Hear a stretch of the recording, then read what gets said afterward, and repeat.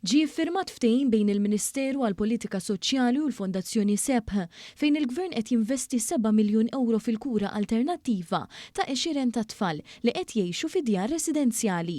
Fil-fatt il-Fondazzjoni SEPH tmexxi 4 djar li huma maqsumin f'7 appartamenti.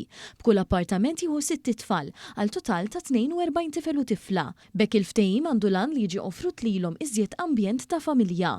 Id-direttur tal-Fondazzjoni SEPH Ivon Malija spjegat li dan il-ftehim mhux biss se jkun qed jagħti spinta kbira l-kura li tingħata lil dawn it-tfal fil-ħajja ta' kuljum tagħhom, imma se jkunu qed jinvestu f'aktar ħaddiema professjonali li hemm bżonn f'dan is-settur. Jgħinna fit-tmexxija kompleta tad-djar, ġifieri fejn jidħol l-impik tal-ħaddiema li hija l-ispiża prinċipali u b'dan il-ftehim se nkunu nistgħu inkabbru il-pool ta' ħaddiema tagħna biex nistgħu nagħtu dik il-kura li verament għandhom bżonn dawn it-tfal ukoll fit-tmexxija ġenerali tad-djar, ġifieri inti dawn it-tfal qegħdin neħdu ħsiebhom mill-bidu sal-aħħar.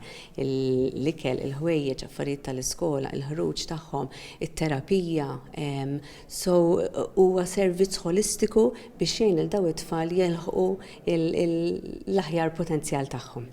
Il-kap eżekuttiv tal-FSWS Alfred Grixti spjega li bħalissa f'Malta hawn aktar minn 500 tifel u tifla li jinsabu taħt il-care order u ftit aktar minn nofshom huma foster care.